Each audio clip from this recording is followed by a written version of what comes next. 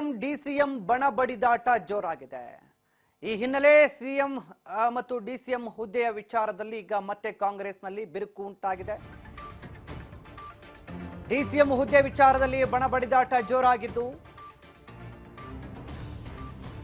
ಸದ್ಯ ಎರಡು ಬಣಗಳ ನಡುವೆ ಕಾಂಗ್ರೆಸ್ನಲ್ಲಿ ಕಾದಾಟ ಶುರುವಾಗಿದೆ. ಕಾಂಗ್ರೆಸ್ನಲ್ಲಿ ಈಗ ಸಿಎಂ ಡಿಸಿಎಂ ಬಣ ಬಡಿದಾಟ ಜೋರು. ಡಿಸಿಎಂ ಹುದ್ದೆ ವಿಚಾರದಲ್ಲಿ ಬಣ ಬಡಿದಾಟ ಶುರುವಾಗಿದ್ದು ದೊಡ್ಡ ತಲೆನೋವಾಗಿದೆ ಕಾಂಗ್ರೆಸ್ ನಾಯಕರಿಗೆ. ಸಿದ್ದರಾಮಯ್ಯ ಮತ್ತು ಟೀಮ್ ತಂತ್ರಕ್ಕೆ ಈಗ ಡಿಕೆಶಿ ಪ್ರತಿ ತಂತ್ರವನ್ನ ಹೆಣಿತಾ ಇದ್ದಾರೆ. ಶಾಕಿಂಗ್ ವರದಿಯನ್ನ ಹೈಕಮಾಂಡ್ ಮುಂದಿಡಲು ಸಜ್ಜು. ಹೈಕಮಾಂಡ್ಗೆ ಶಾಕಿಂಗ್ ವರದಿಯನ್ನ ನೀಡಲು ಮುಂದಾಗಿದ್ದಾರೆ ಡಿಕೆಶಿ ಅನ್ನುವಂತ ಮಾಹಿತಿ ಇದೆ. ಕಾಂಗ್ರೆಸ್ನಲ್ಲಿ ಈಗ ಸಿಎಂ ಡಿಸಿಎಂ ಬಣ ಬಡಿದಾಟ ಜೋರಾಗಿದ್ದು ಡಿಸಿಎಂ ಹುದ್ದೆ ವಿಚಾರದಲ್ಲಿ ಇದೀಗ ಏನು ಸಿದ್ದರಾಮಯ್ಯ ಅಂಡ್ ಟೀಮ್ ತಂತ್ರಗಾರಿಕೆಯನ್ನ ಎಣೆದಿದೆಯೋ ಆ ತಂತ್ರಕ್ಕೆ ಪ್ರತಿ ತಂತ್ರವನ್ನ ಹೊಡ್ಡಲು DCM DK Shivakumar and team ಮುಂದಾಗಿದೆ. ಈ ಬಗ್ಗೆ ಹೈಕಮಾಂಡ್ಗೆ ಶಾಕಿಂಗ್ ವರದಿ ಒಂದನ್ನು ನೀಡೋದಕ್ಕೆ ಡಿಸಿಎಂ ಡಿಕೆ ಶಿವಕುಮಾರ್ ಮುಂದಾಗಿದ್ದಾರೆ ಅನ್ನುವಂಥ ಮಾಹಿತಿ ಇದೆ. ಎರಡು ಬಣಗಳ ನಡುವೆ ಈಗ ಸಿಎಂ ಮತ್ತು ಡಿಸಿಎಂ ವಿಚಾರಕ್ಕೆ ಸಂಬಂಧಪಟ್ಟಂತೆ ಉಂಟಾಗಿದೆ ಭಾರಿ ದೊಡ್ಡ ಮಟ್ಟದ ಬಣ ಬಡಿದಾಟ. 3 ಡಿಸಿಎಂ ಹುದ್ದೆ ಸೃಷ್ಟಿ ವಿಚಾರಕ್ಕೆ ಸಂಬಂಧಪಟ್ಟಂತೆ ಸಿಎಂ ಬಣದ ನಾಯಕರು ತೆಗೆದಿರುವಂತಹ ತಕರಾರಿಗೆ ಈಗ ಪ್ರತಿ ತಂತ್ರವನ್ನ ಹೊಡ್ಡಲು ಡಿಸಿಎಂ ಡಿಕೆ ಶಿವಕುಮಾರ್ ಸಜ್ಜಾಗಿದ್ದಾರೆ. ಡಿಸಿಎಂ ಡಿಕೆ ಶಿವಕುಮಾರ್ ಮೂಲಕ ಇದೀಗ ಭಾರಿ ದೊಡ್ಡ ಮಟ್ಟದ ರಣತಂತ್ರವನ್ನ ರೂಪಿಸಲಾಗಿದ್ದು ಹೈಕಮಾಂಡ್ಗೆ ವರದಿಯನ್ನ ನೀಡಲಿದ್ದಾರೆ. ಆ ಶಾಕಿಂಗ್ ವರದಿಯ ಮೂಲಕ ಸಿಎಂ ಅಂಡ್ ಟೀಮ್ ಅನ್ನ ಕಟ್ಟಿ ಹಾಕುವ ಪ್ರಯತ್ನಕ್ಕೆ ಮುಂದಾಗಿದ್ದಾರೆ ಡಿಸಿಎಂ.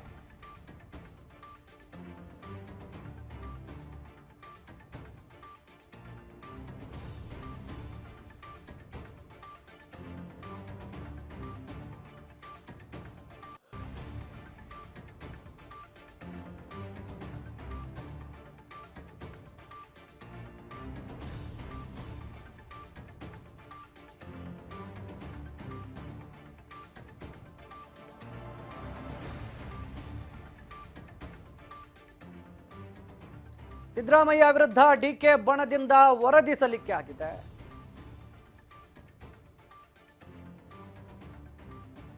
ಹಾಗಾದ್ರೆ ಏನಿದು ಶಾಕಿಂಗ್ ವರದಿ? ಹೈಕಮಾಂಡ್ಗೆ ಈಗ ಡಿಕೆ ಅಂಡ್ ಟೀಮ್ ಯಾವ ರೀತಿಯ ಶಾಕಿಂಗ್ ವರದಿಯನ್ನ ನೀಡ್ತಾ ಇದೆ? ಡಿಸಿಎಂ ಹುದ್ದೆಯ ಮೇಲೆ ಕಣ್ಣಿಟ್ಟಿರುವಂತ ಸಿದ್ದರಾಮಯ್ಯ ಬಣಕ್ಕೆ ಡಿಕೆ ಶಿವಕುಮಾರ್ ಯಾವ ಪ್ರತಿತಂತ್ರವನ್ನ ಎಣೆದಿದ್ದಾರೆ? ಹಾಗಾದ್ರೆ ಏನಿದು ಶಾಕಿಂಗ್ ವರದಿ?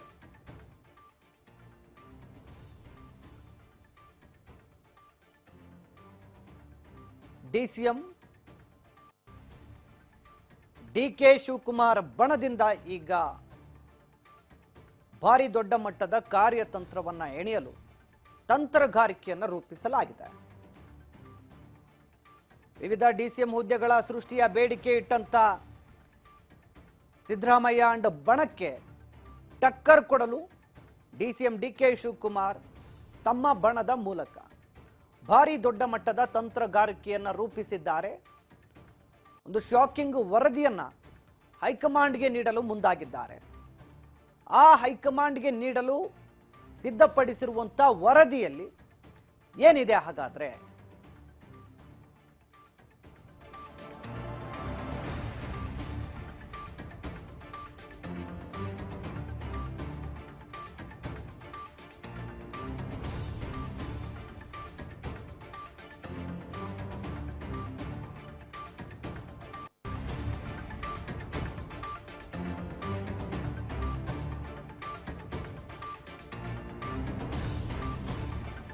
ಸಿದ್ದು ಬಣದ ಬಾಯಿ ಮುಚ್ಚಿಸಲು ತಂತ್ರ ರೂಪಿಸಿರುವ ಡಿಕೆಶಿ ಖಾಸಗಿ ಏಜೆನ್ಸಿ ಮೂಲಕ ಡಿಕೆಶಿ ವರದಿಯನ್ನ ತಯಾರಿಸಿದ್ದಾರೆ.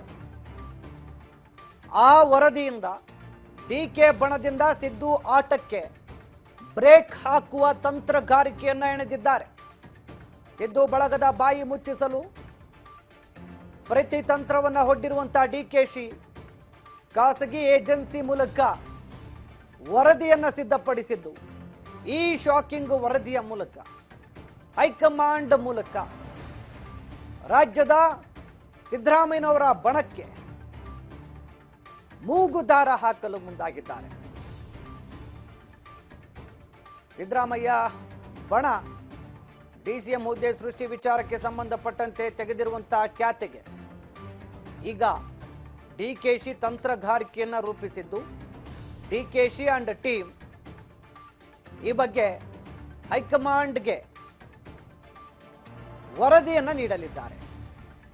ಆ ವರದಿ ಆಧರಿಸಿ ಹೈಕಮಾಂಡ್ ಈಗ ಸಿದ್ದು ಅಂಡ್ ಟೀಮ್ ಅನ್ನ ಕಟ್ಟಿ ಹಾಕೋದಕ್ಕೆ, ಬಾಯಿ ಮುಚ್ಚಿಸೋದಕ್ಕೆ ಪ್ರಯತ್ನ ಮಾಡಬಹುದು. ಅಂಥದ್ದೊಂದು ಪ್ರಯತ್ನ ಈಗ ಡಿಕೆಶಿ ಅಂಡ್ ಟೀಮ್ ಇಂದ ಆಗ್ತಾ ಇದೆ. ಡಿಕೆ ಶಿವಕುಮಾರ್ ಬಣದಿಂದ ಇಂಥದ್ದೊಂದು ಭಾರಿ ದೊಡ್ಡ ಮಟ್ಟದ ರಣತಂತ್ರ ರೂಪಿಸಲಾಗಿದ್ದು,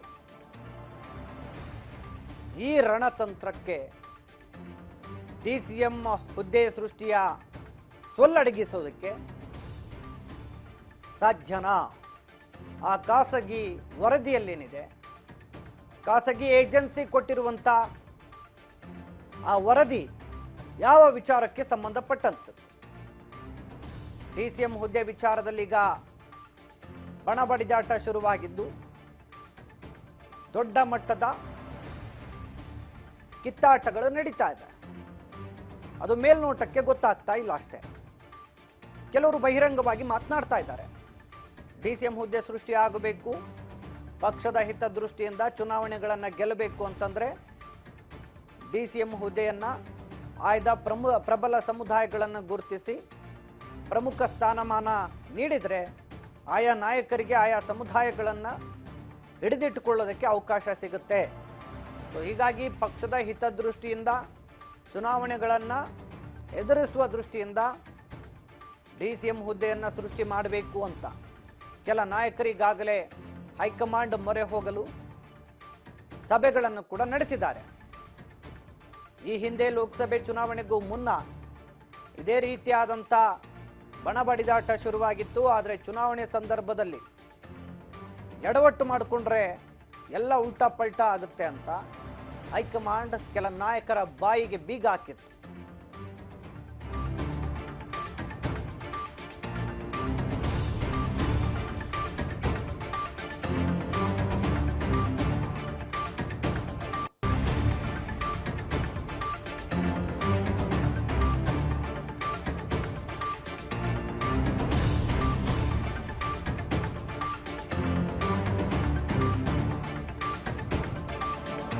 ಕಾಂಗ್ರೆಸ್ಗೆ ಕುರುಬ ಸಮುದಾಯವು ಬೆಂಬಲಿಸಿಲ್ಲ.